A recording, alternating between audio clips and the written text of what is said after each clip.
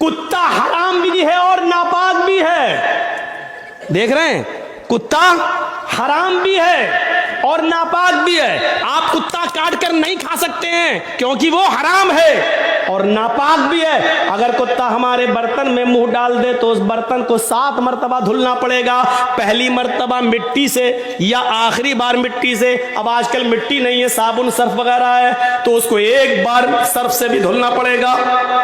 7 बार बर्तन को धुलना है, पहली बार या आखिरी बार सर्फ से या मिट्टी से उसको धुल लीजिए। देखिए, कुत्ता नापाक भी है और हराम भी है, लेकिन बिल्ली हराम है लेकिन नापाक नहीं है। गोश्त दोनों का हराम है। देख रहे हैं आप, ना आप कुत्ता खा सकते हैं ना आप बिल्ली खा सकते हैं, लेकिन एक चीज हराम के साथ साथ नापाक भी है और दूसरी चीज हराम तो है लेकिन नापाक नहीं है। अल्लाह के रसूल ने बिल्ली को काटना और ज़िबा करके उसका गोश्त खाना हराम बताया है, लेकिन जब अल्लाह के नबी वुजू बनाते थे तो बिल्ली आपके पास चली आती थी। आप जिस लोटे से वुजू बना रहे हैं पानी से, बिल्ली की जबान निकली, आप उसी लोटे को टेढ़ा कर देते थे, बिल्ली उसी लोटे से पानी पी लिया करती थी। और बिल्ली के झूठे पानी से अल्लाह के रसूल वुजू बना लिया करते थे और वुजू बनाकर आप मस्जिद में नमाज भी पढ़ने जाते थे।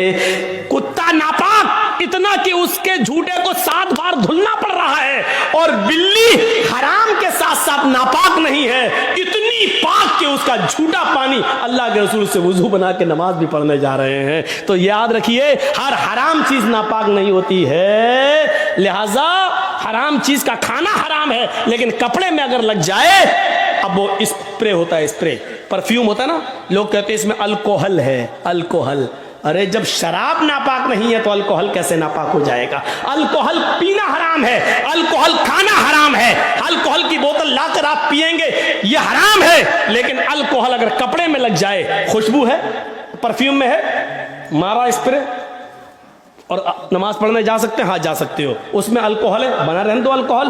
अल्कोहल तो फौरन उड़ जाता है, जैसे ही आपने मारा स्प्रे, स्प्रे की खुशबू आपके उस पे आई और अल्कोहल उड़ जाता है। अल्कोहल रुकता नहीं है। होम्योपैथिक मेडिसिन में अल्कोहल डाला जाता है और जब अल्कोहल जब आप ऐसे पकड़ेंगे और पानी में बूंद डालेंगे, होम्योपैथिक ड्रॉप्स डालेंगे, लिक्विड होम्योपैथ, तो वो अल्कोहल उड़ता जाएगा, अल्कोहल रुकता नहीं है। तो मेरे भाइयों, परफ्यूम लगाकर भी नमाज पढ़ना जायज है, अगरचे परफ्यूम में अल्कोहल क्यों ना हो, नमाज पढ़ सकते हैं, क्योंकि हराम तो हो सकता है लेकिन नापाक नहीं।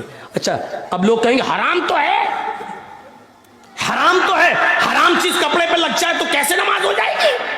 बिल्कुल ऐसे ही जैसे हजरत अबू हुरैरा बिल्ली को गोद में लेके नमाज पढ़ लेते थे।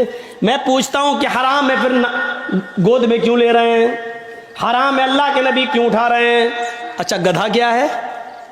वो भी तो हराम है, लेकिन अल्लाह के रसूल गधे की पीठ पर बैठकर सवारी कर रहे हैं और चल रहे हैं।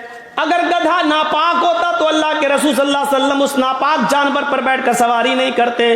उसके जिस्म से निकलने वाले पसीने से अल्लाह के रसूल के कपड़े भी नापाक हो जाते, लेकिन अल्लाह के रसूल गधे की सवारी भी किया करते थे, सफर भी करते थे गधे पर बैठकर, और आकर आप उन्हीं कपड़ों में नमाज भी पढ़ते थे।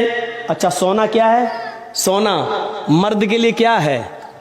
सोना मर्द के लिए हराम है। आप सोने की अंगूठी नहीं पहन सकते हैं, आप सोने की चेन नहीं लगा सकते हैं, आप सोने की कोई चीज मर्द अपने जिस्म पर इस्तेमाल नहीं कर सकता है।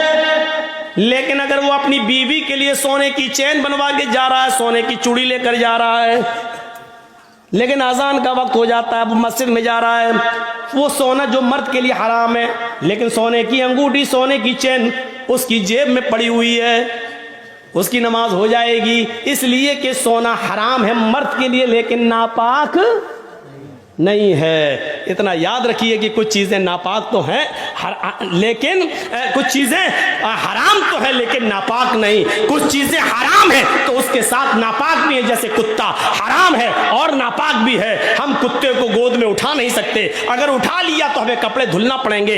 अगर सूखा कुत्ता भी, ड्राई कुत्ता भी, सूखा कुत्ता भी अगर हमसे छुल गया तो हमें उतना हिस्सा धोना पड़ेगा, क्योंकि कुत्ते की खाल मोटी होती है और उसके जिस्म से निकलने वाला पसीना भी नापाक होता है। लिहाजा ड्राई कुत्ता, सूखा कुत्ता भी अगर हमसे छुल जाता है तो हमें